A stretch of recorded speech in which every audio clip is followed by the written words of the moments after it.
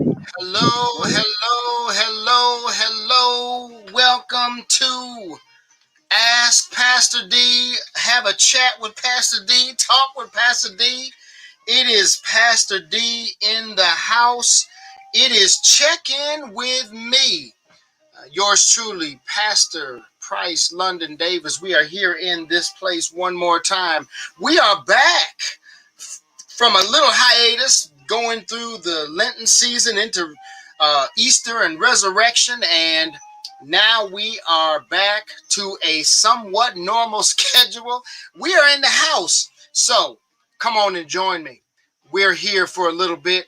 We've got some things sharing that we want to share with you and some questions that we want to ask you, and you are more than welcome to ask me. I may have an answer, I might not, but I want to let you all know that we are here in the house, my house, right? Price Davis's house.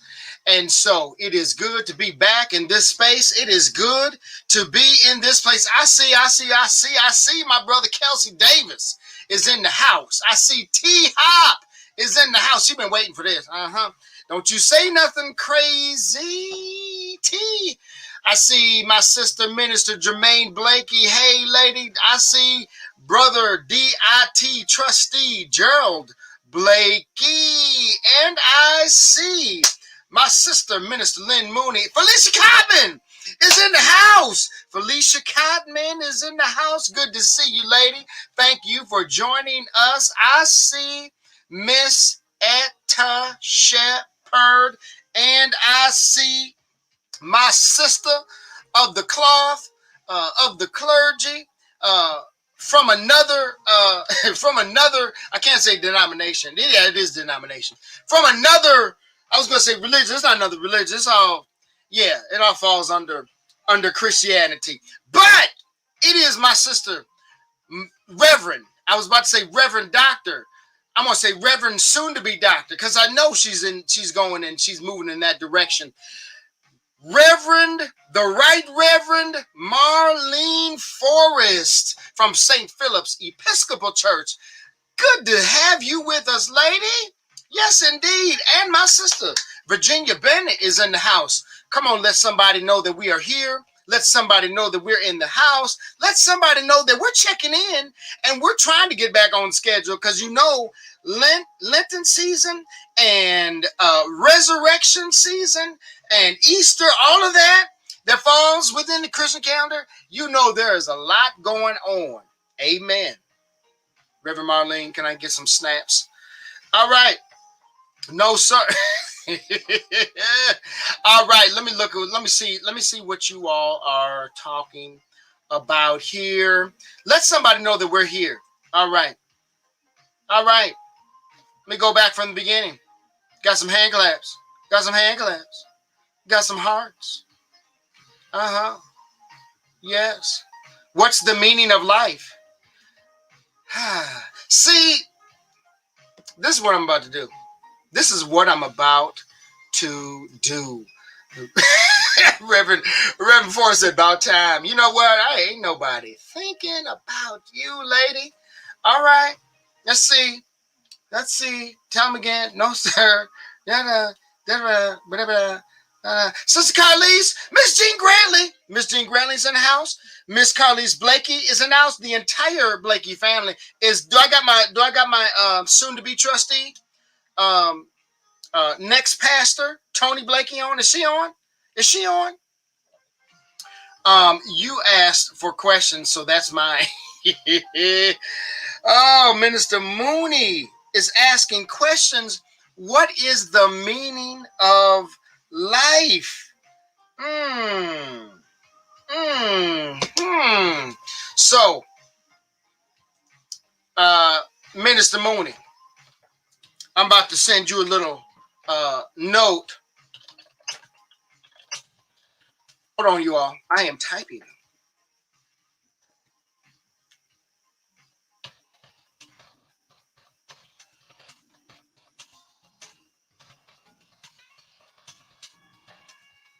How have y'all been? How have y'all been? How was your Easter? Let me know that. How was your Easter? Do you celebrate Easter Or do you celebrate resurrection? Talk to me.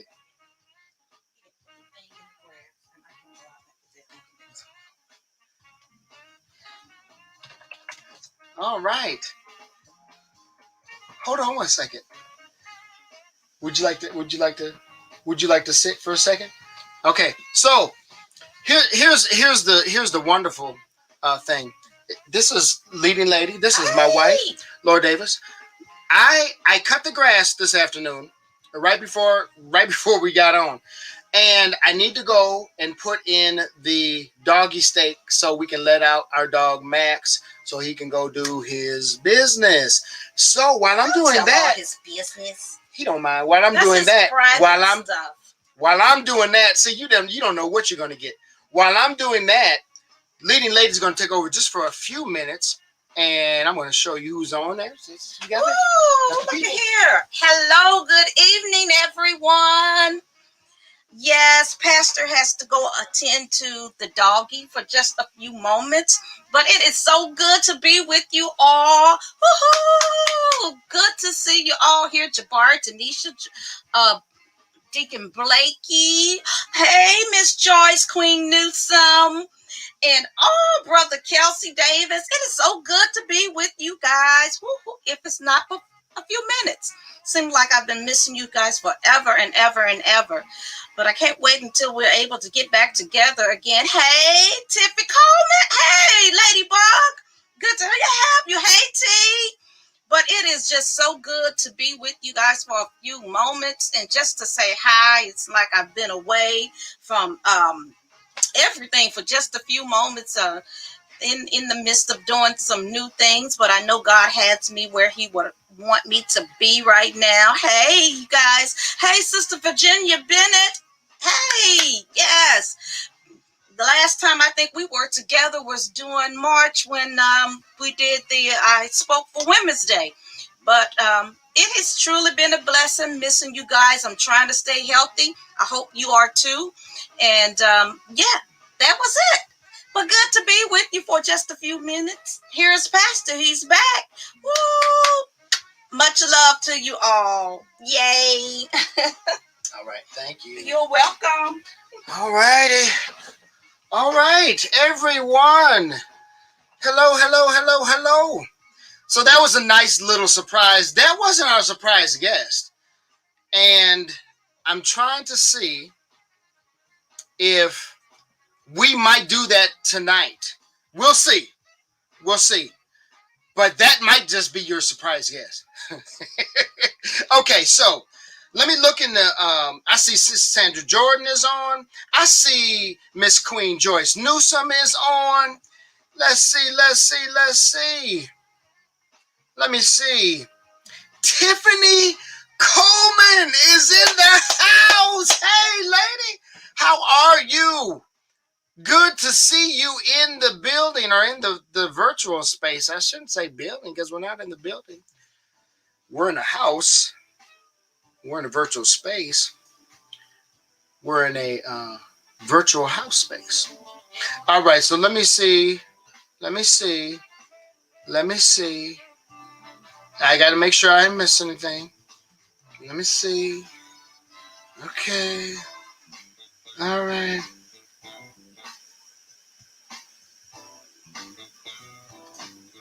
Okay. All right. So, first thing I want to know is how was your Easter? Right. How was your Easter? And do you celebrate Easter or Resurrection Sunday? Easter or Resurrection Sunday? All right. Yes, Sister Tiffany, I am doing well. One day at a time, ma'am. I hope everything is going well. Please tell us where you are right now. I forget. I wanna say, but I don't want to get it wrong. So put it in the chat. Let us know where you are geographically.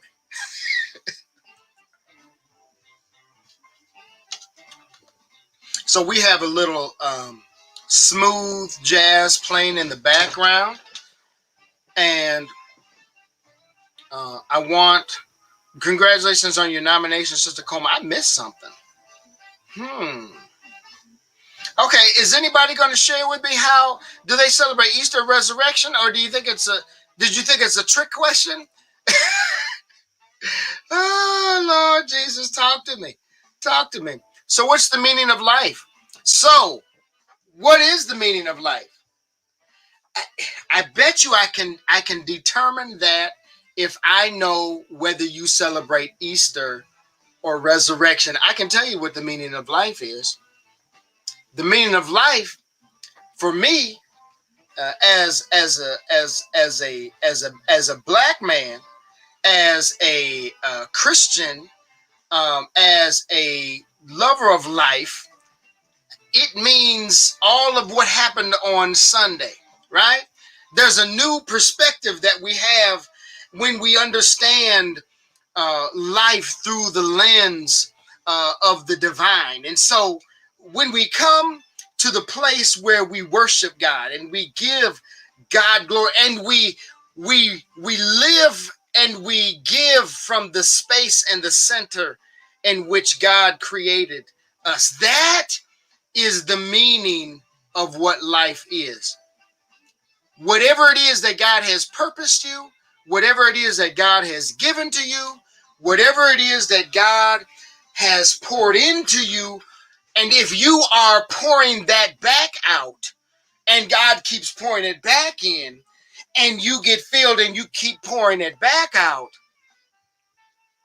then that's the meaning of life. You are living a purpose-filled life. And I'm not talking about I can't think of the author's name. I ain't talking about that. I'm talking about living from your core, living from your center that God has created. Minister Mooney says, I think it's a trick question. I celebrate both as they are one and the same. Are they? Does Easter originate from the place that God intended, or does it operate from somewhere else? Neil Wiley, let's see. Okay. She says, can someone please help me and my family with supplies of food? These past months have been tough for us, and anything would really be helpful. Cash App, DM me to help me out, please. Okay. I am going to give you, Minister Mooney, put my direct email, put my email up there, please, in the chat. And Neil Wiley, I want you to reach out to me personally, please. And we can have a conversation. So yes, we do want to help you. And I want to talk to you offline and we could take it from there. Okay. Wonderful. Wonderful. Oh, Tiffany Coleman says not one and the same. Minister Mooney, did you hear that?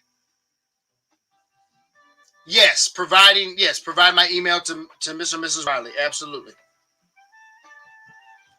Yes, please. All right. Kimberly Johnson says, welcome back, Pastor. Thank you, lady. I appreciate you. I appreciate you, ma'am. And I'm looking for a call. Kimberly Johnson, I'm looking for a call. Come on now. Okay. Kelsey Davis. The name Easter is never associated with the death and resurrection of Jesus Christ in the original scriptures, and it actually derived from the word estray. Esther or Estre, okay, Estre was Queen Samarias, the wife of Nimrod, Noah's evil but enterprising great-grandson, Genesis 10, 6-8. Drop the mic right there.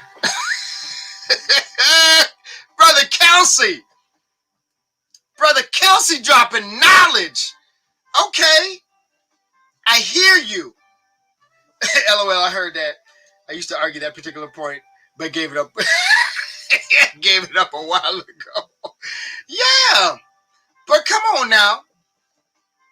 And I need to go back. Look, right? I need to go back and look and read that. That is awesome. Okay. I got a 9. So Kim, since we, look, Kim, I got a 9:45. So I don't know what time you're talking about, but it needs to be. Can you call me afternoon? If you call me afternoon, that'd be great. Wonderful. All right. Okay, here we go. Original definition doesn't equal final intent. Okay. Original definition doesn't equal final intent. Help us, Minister Mooney. Okay, so while you all are wrestling, some say Easter and resurrection are the same. Some say Easter is different, as what Kelsey Davis said. And Brother Kelsey, I mean, he just dropped all kind of nuggets right there for us to kind of explore and look at and determine for ourselves whether or not Easter and resurrection are the same. It is apparent that Kelsey Davis is like, it ain't the same. It ain't the same because it's right here. All right. Okay. So here we go. Good news report. Good news report. Good news report. Hey, Lisa Marie. Good to see you, lady. All right. Okay, here we go. Yeah. So we going back. What's good in your lives this week? What has happened that has been good? That has occurred in your life this week? Talk to me. All right. All righty. All right. We're in the house. You know I'm about to write that scripture down. Kelsey Davis. All right. Okay. Tell us what's happened good in your life this week. What's going on? Has it been a good week? Has it been a down week?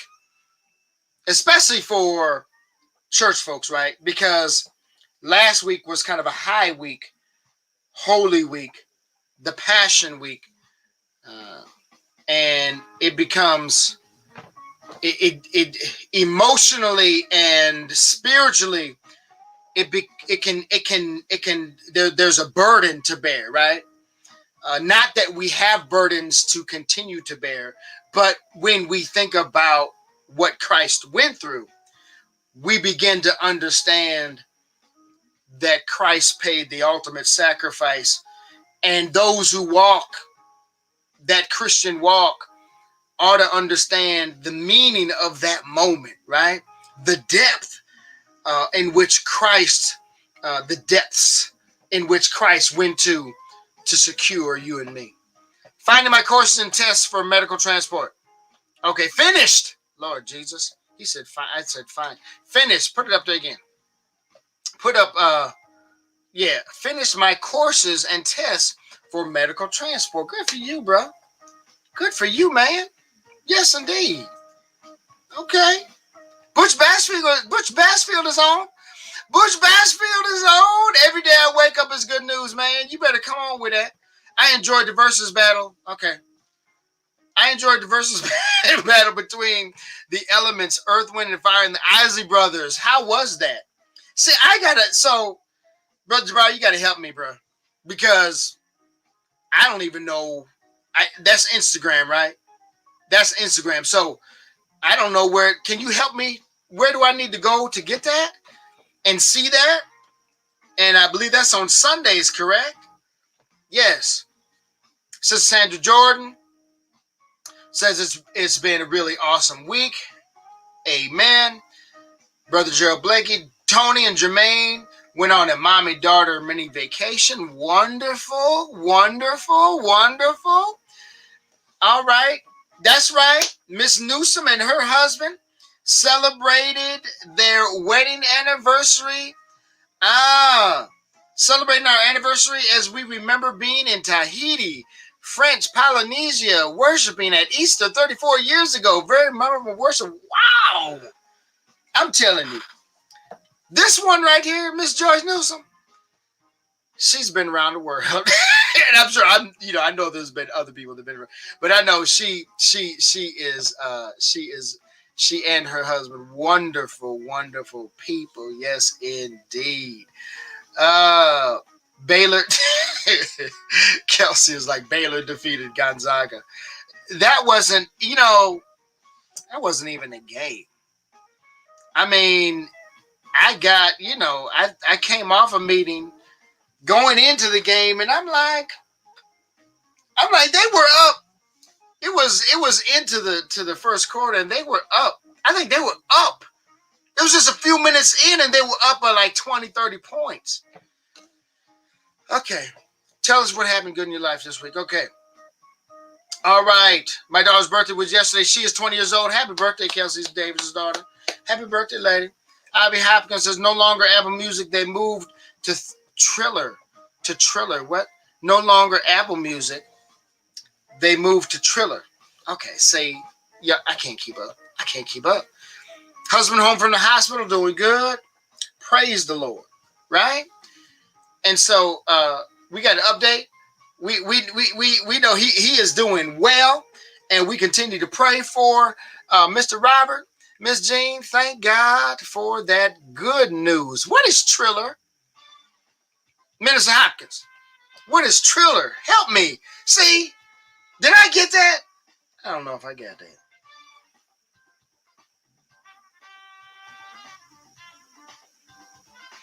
Yeah. All right, y'all. Waking up every morning, went to doctor today, got a good report. Wonderful, Sister Virginia.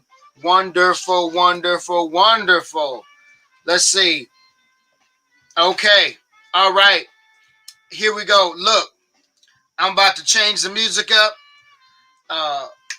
You all, I thank you for the wonderful reports that you're giving this week. I'm about to share with you. I'm about to change my music because we have our special guest for this week that is on. Let me get my music queued up. Hold on. Stop the presses. Wait a minute. Hold up. Come on, Price Davis. Let's see.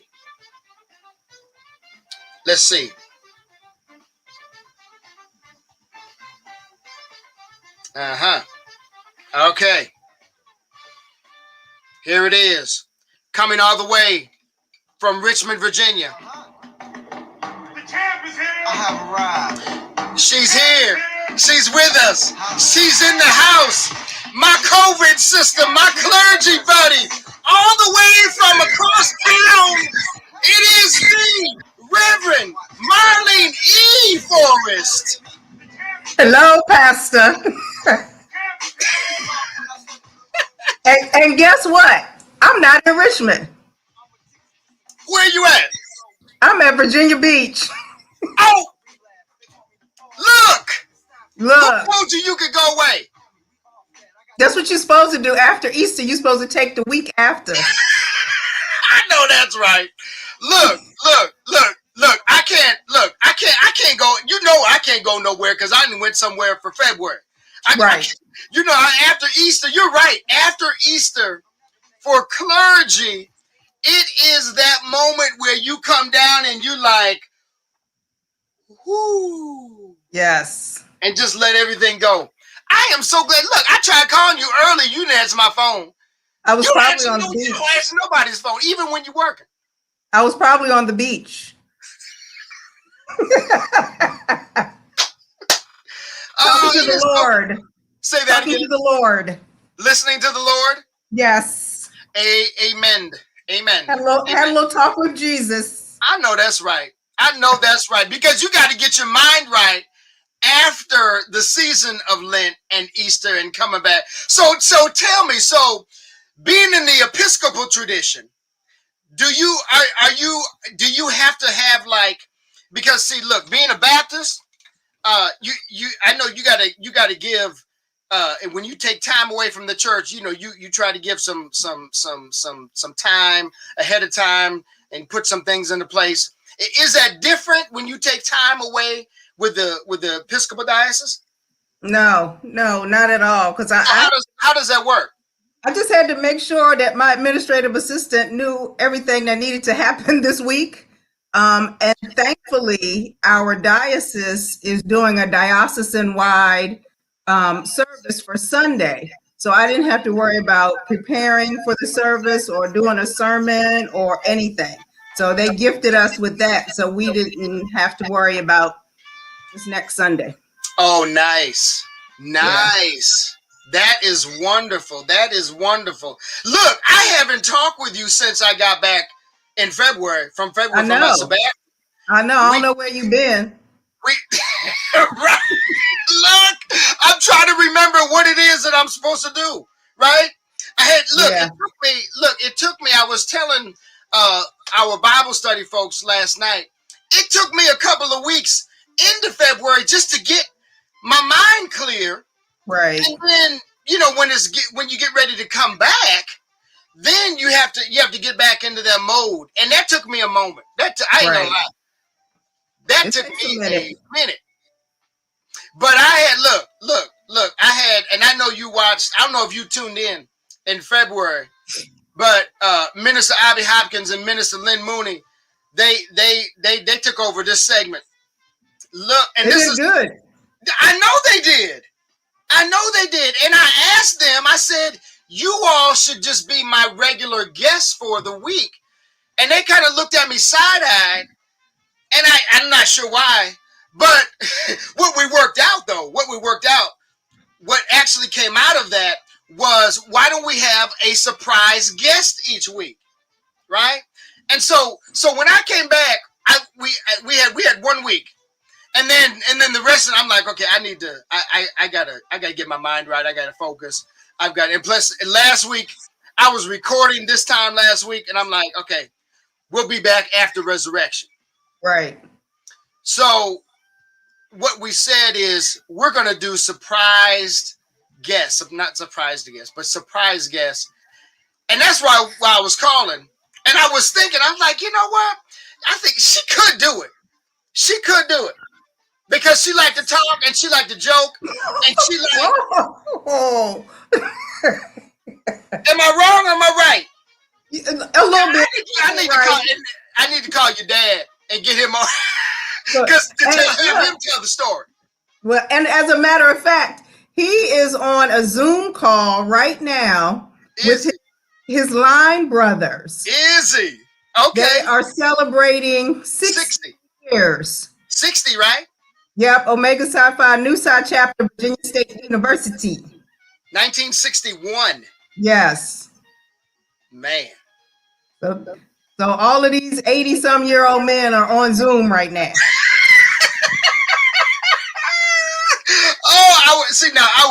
I would love to be on that Zoom call. Yeah. Just to be a fly. I had to get that set up. Oh, did you? Yeah. Okay. That was interesting. So what have you been doing this week outside of resting and relaxing? You know, I got my second COVID last Wednesday, my second shot, and it took me down.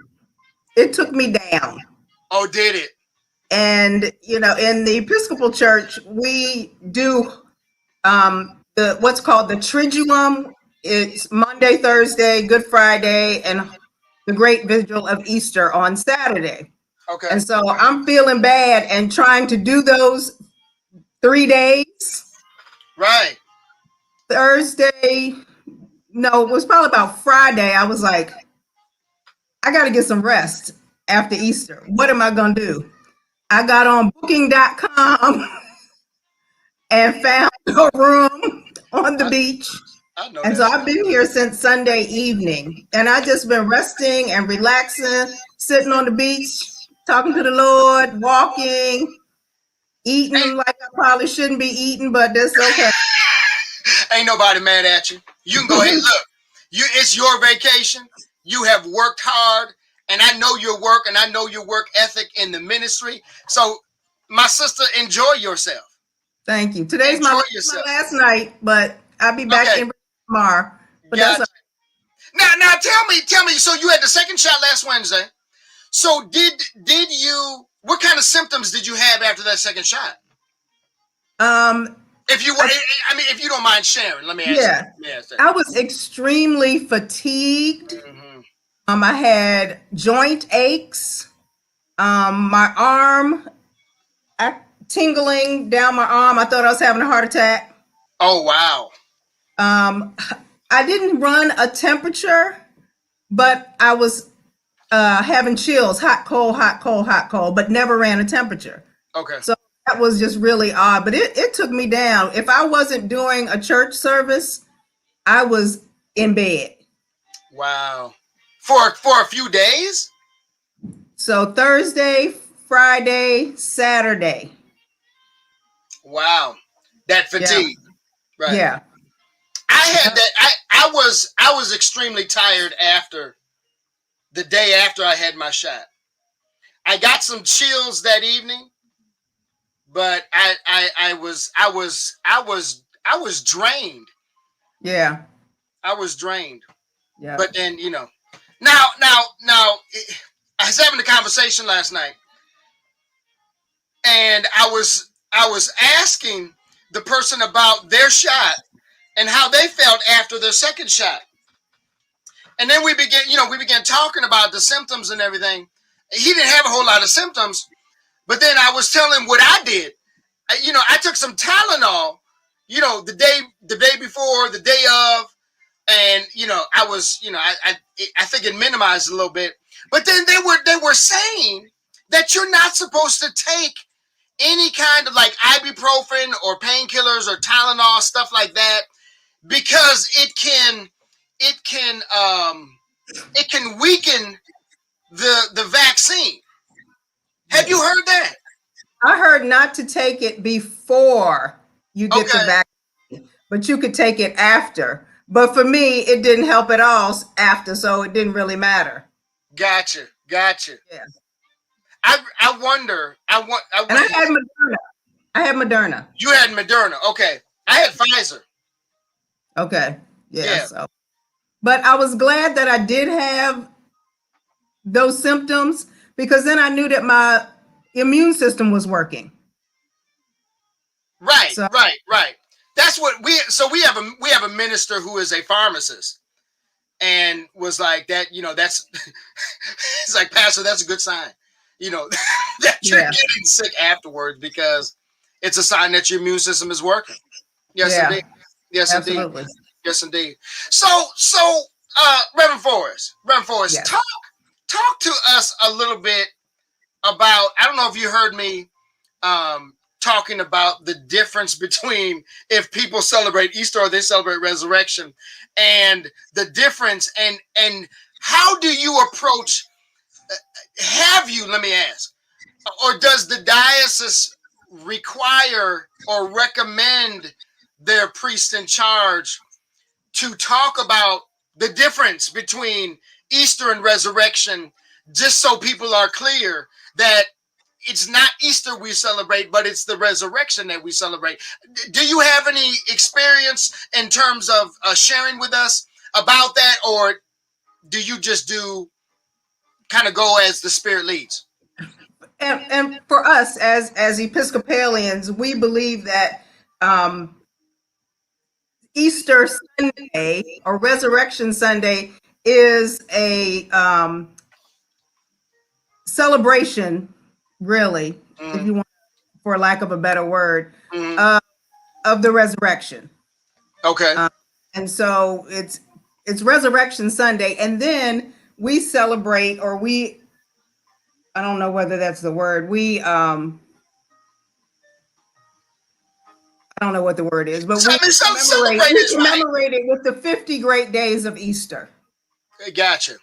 So we look at the next 50 days as Easter. So if I see out in the street, I'm still going to say Happy Easter.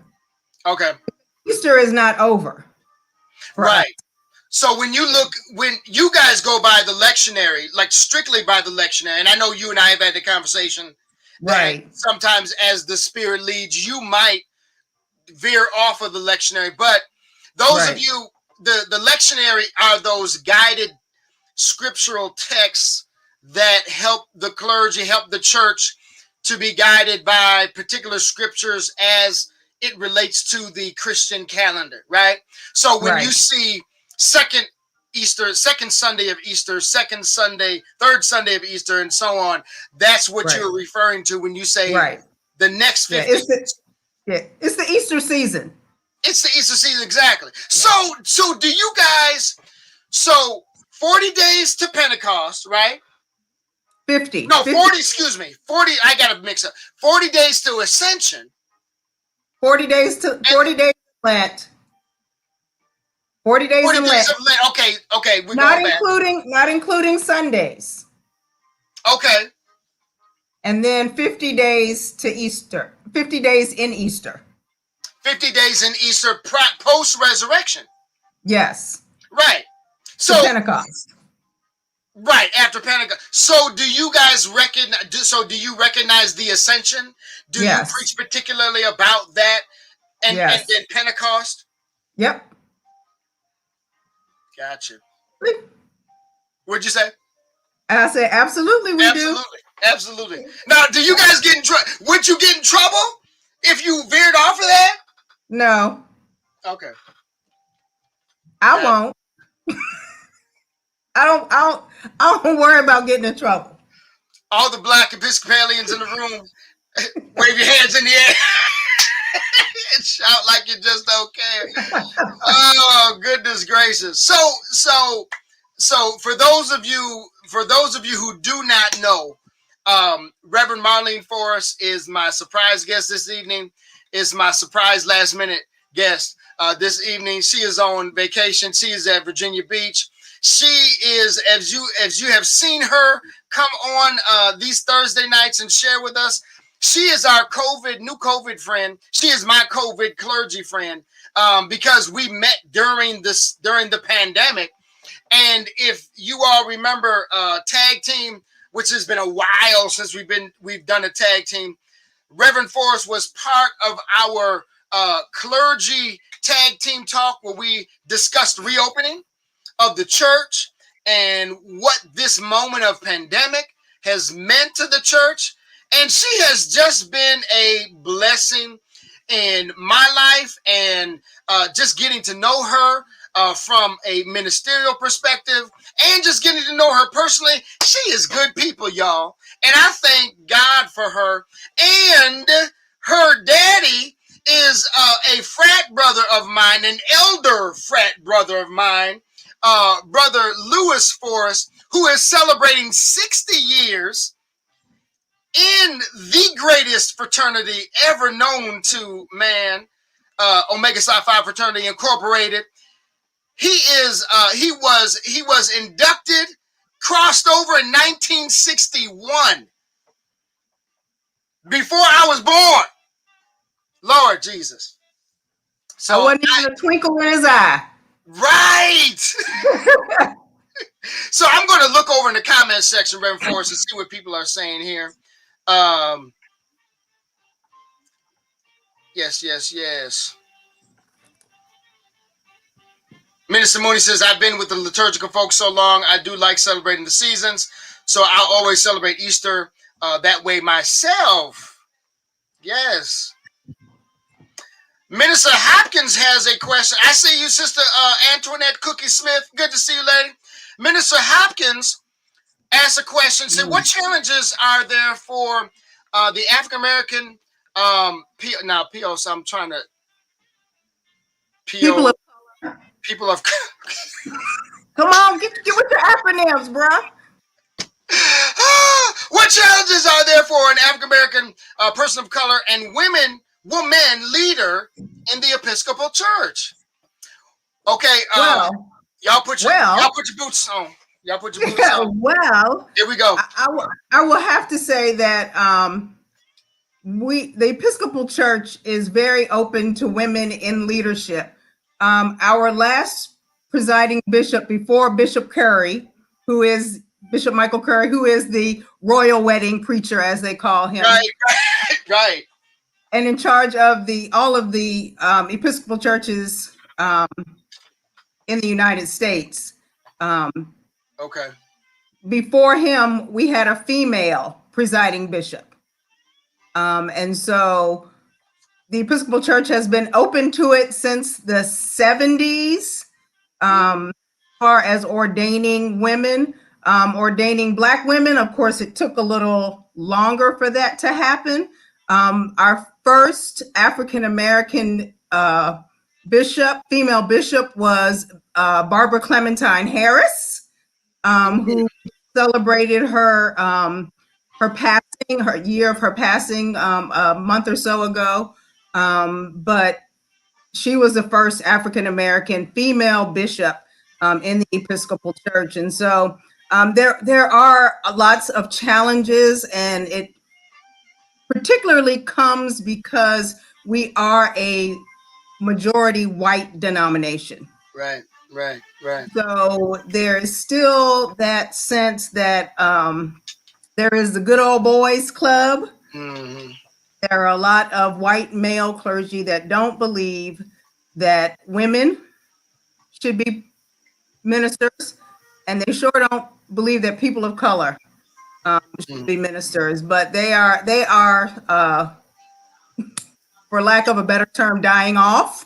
Now, if I can interject right there, that's not much different than in the Christian tradition, and in particularly the Baptist tradition. So even in the Black Baptist Church, the traditional Black Baptist Church, you have our brothers, right, and some sisters who do not believe that women should be in the pulpit or be, called, believed to be called to the ministry. Yeah. To this day, and like you said, with your white male counterparts, I mean, that's the sad thing. I just wanted to lift that up. That's in the Baptist tradition as well. Yeah, and it is, a lot of times the elephant in the room when you are an African American woman, a leader in the church, and you are trying to pull your chair up to the table because they're not going to give you a chair. So you bring your own chair, as Shirley Chisholm said. They're not going to give you a chair, bring your own chair. I got mine, it's folded up, and I just bring it wherever I go. But the challenges are there. The challenges as far as our church dealing with how we were founded, founded on the backs of our enslaved ancestors. And so those are challenges as well. So there are a lot of challenges for people of color in the Episcopal Church. But we're at a point where there's a lot of work being done, and a lot of voices being raised, and people are not putting up with a whole lot of mess anymore.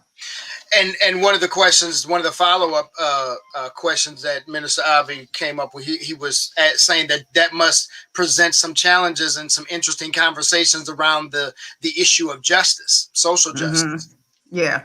And as you know, Pastor, I'm part of our Ministry for Racial Justice and Healing. Yeah. We're actually getting ready to hire a full-time person that will only work on racial justice and healing for our diocese. That's coming down the pipeline. We fought for that because it's got to happen. We are a growing population, people of color, in this Diocese of Virginia, which runs from Northern Virginia all the way down to Richmond, and all the way over to the west. Okay. Virginia. And so we're a growing demographic, and it's time for them to listen, and it's time for them to act. And so we have that person, hopefully, that'll be coming on board, and they'll be helping to do the work that we need to do in order for there to be some healing. We know that there can't be reconciliation because we've never been friends. So that's why, that was one of the big things in forming our group, is that it was about racial justice and healing. Yeah. Because if I've never been your friend and you've never been my friend, there's nothing to reconcile. So it is a challenge, and And like you said, I do like to talk, and so that has just been my call since I've been in Richmond, to do a whole lot of talking. Yeah.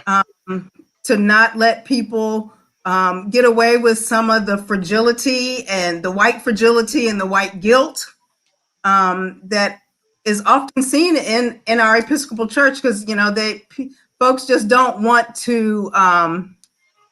They don't know how to deal with these issues.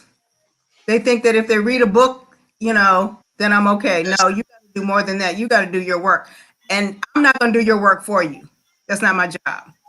What are some of the things, so in that work that you're doing on within the Ministry of Reconciliation and Healing, what kind of things are you all doing and have planned?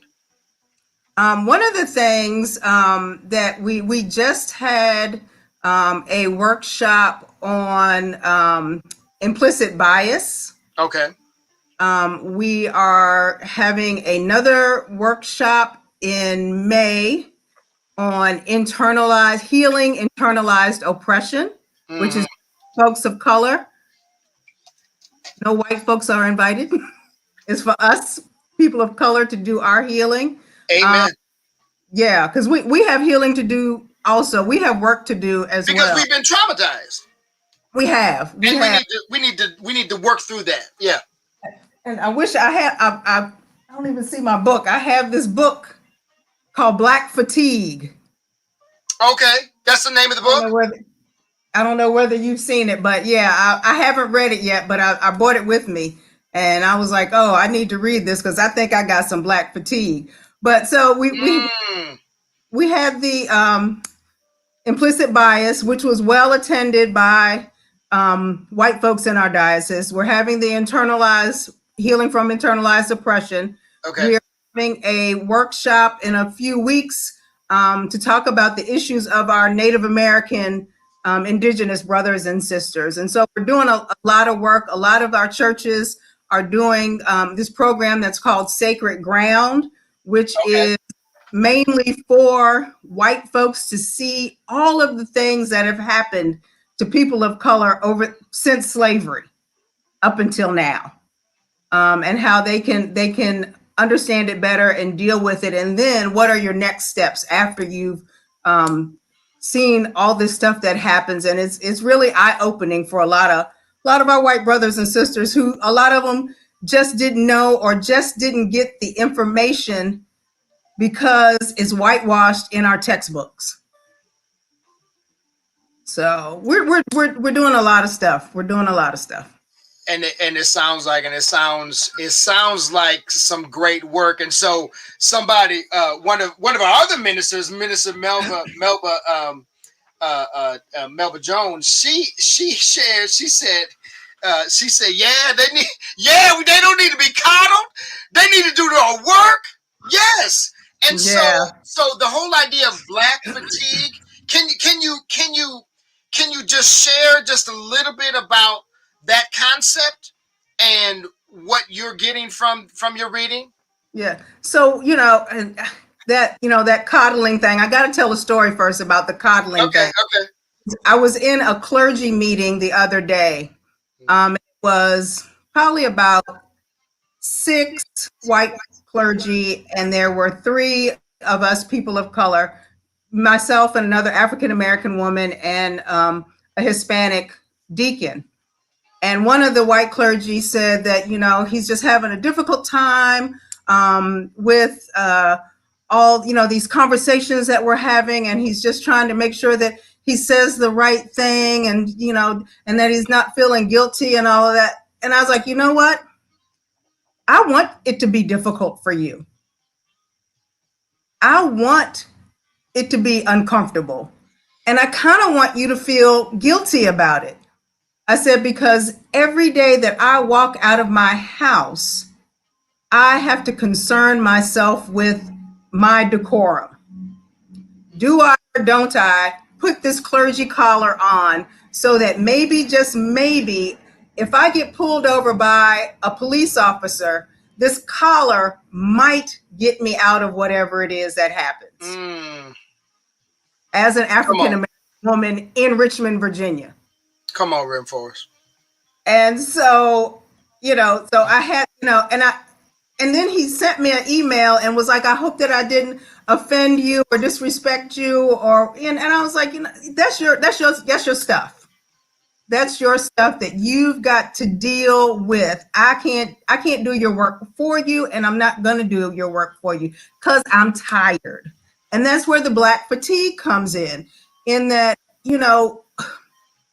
white folks oftentimes think that we are going to do this work for them. Yeah. That if we are in the room, then we are the one that's going to speak up. If there's an issue about diversity or racial justice or whatever. Mm-hmm. And, I've been in several committees and I was like, I'm not going to say anything. Y'all need to say something. White people need to talk to white people. Right. And hold each other accountable. Exactly. Hold each other accountable. Exactly. Because we are tired. We are tired because we see George Floyd's death every day. We are tired because we see the death of Trayvon Martin and Sandra Bland and all of these other people, even though we were not those people that were killed, we have still been traumatized by it. And every time something happens, we're traumatized. And, I told somebody the other day, I said, it's sad when you see a police report and you say to yourself, ooh, I hope they're not Black. Because, that's a breath that I can take if they're not Black. Right. Black, then I've got to be like, oh Lord, here we go again. Right. And so it's an everyday thing. And I don't think our white brothers and sisters realize that it's an everyday thing. They can walk through the streets and be okay.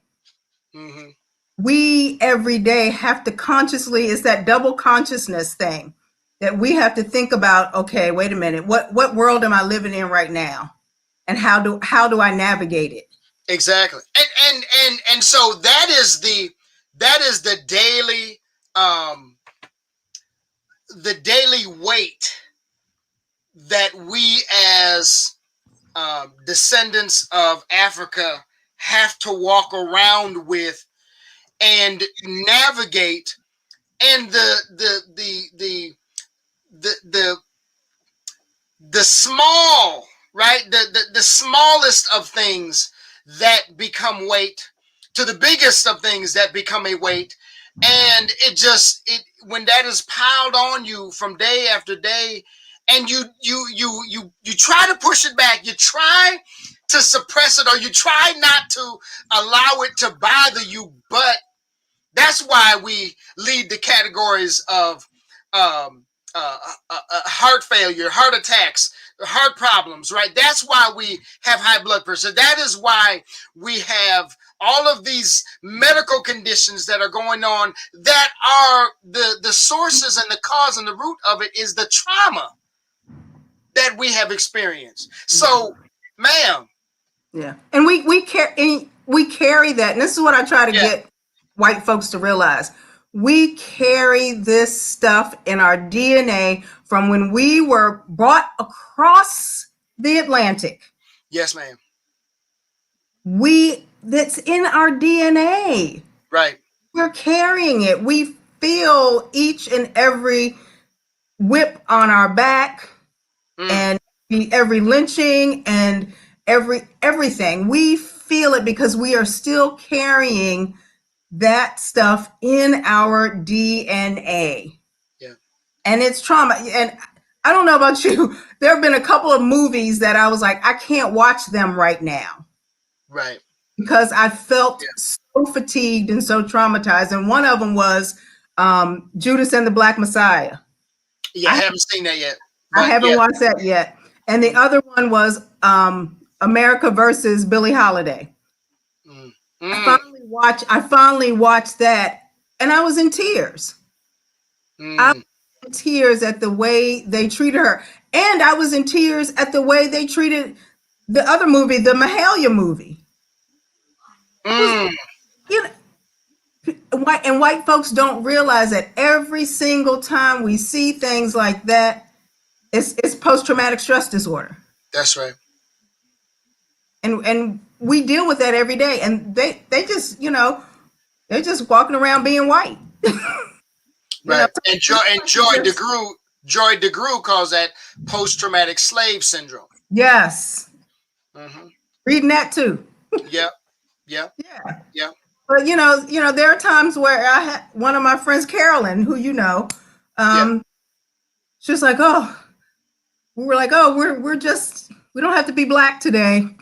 We can just be at home and do what we need to do, and not go out and be black, because I don't have to be as black as I usually am today because I don't have this meeting or that meeting or whatever, and I don't, have to go into a room with a bunch of white folks and be considered the token, and it's a lot of work. It's a lot of work. Well, I can say that I appreciate, and we appreciate, Mosby appreciates you coming into our lives and being a part of the ministry and the work, even that you're doing. And we've had this discussion, and we've had conversations where we're going to do something. We're not sure what it is yet, but we are. Mosby and St. Phillips is going to hook up some way, shape, or form. So please tell us, are you guys currently, is the book club active at St. Phillips? As a matter of fact, we are getting ready to start later this month, Howard Thurman's Jesus and the Disinherited.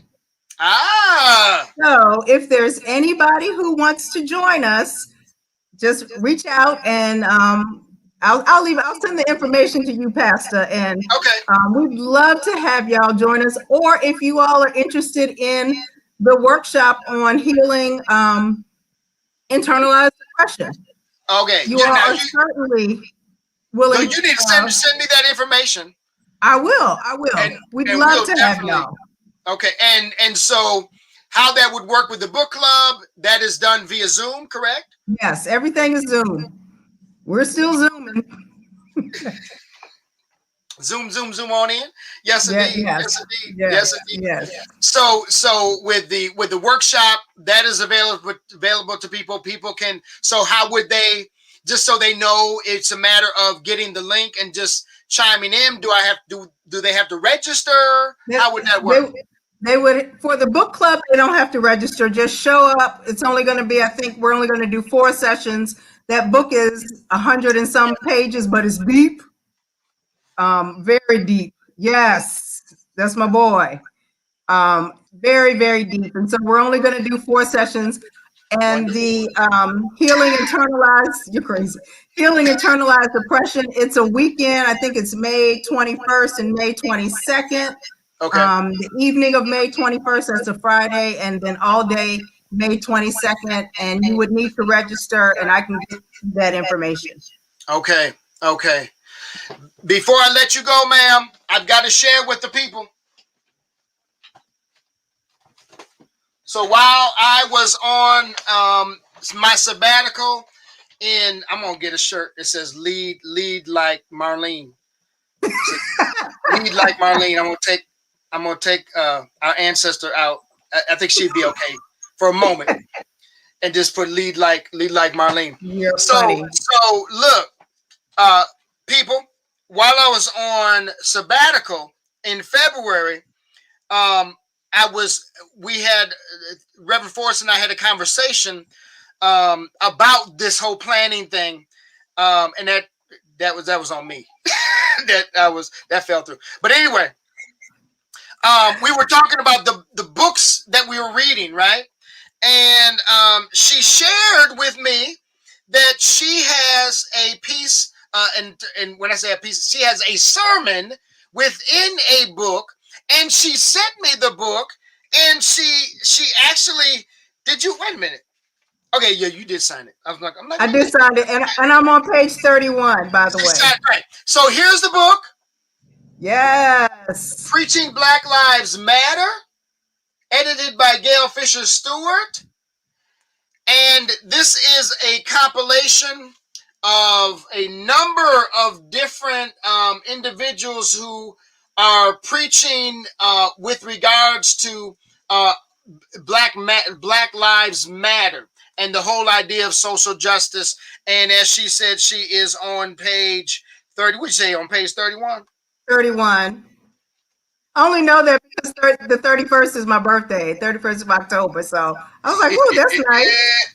There she. Ooh. Disturb us, oh Lord. John 5:1-9. Marlene Eudora? Yes. Eudora Forrest. Yes, indeed. So I know they've been they put the books up that we just mentioned. So, Brother Jabbar, make sure this one gets out there. Preaching Black Lives Matter, with a contribution from our good friend. So when she becomes famous, real famous, I'm gonna be like, hey, don't forget us. Okay. So, Reverend Forrest, God bless you. Thank you for taking the time out of your vacation. I had no idea, but I'm so glad that we reached out and you said yes, and you have come on this moment, and I'm just going to allow you to have the last few words, and then we're going to close it out. Well, Pastor, it's funny that we have come full circle as far as me being on vacation, because when you first called me, yeah, the first time, yeah, I was on vacation. I was at the beach. Yes, because we were trying to get you for a tag team. Yes, you sure were. Yes, you so sure were. I get my beach time in. I know that. So, yeah, I know that's right. Yeah, but thank you. You my friend, you my buddy, my pandemic buddy, and so yes, bless you. I'm so excited that we will. I'm not going to say possibly. We will be doing something together. Churches. Absolutely. Hopefully, maybe in Advent or maybe sooner. And so I'm excited about that. I feel like Mosby is my family as well. So I just thank you for having me. Thank you for letting me be your special guest. That's right. And this is going to continue. And we're going to have to get you over to preach that sermon. Okay, I can do that. Yes. So, in light of the conversation, Reverend Forrest, bless you. God bless you. All right. Mosby, we love you. Thank God for each and every one of you sharing with us this evening. This has been Checking with Pastor D with our special guest, Reverend Marlene E. Forrest. Thank God for her. Send your blessings and love her way, that she continues to have these last few hours of vacation time and enjoy it to the fullest, so she can come back recharged and renewed, ready and revved up to do the work of the ministry. Reverend Forrest, thank you. Mosby, God bless you. See you when I see you, and it'll be real soon. And say his name and say her name. All right.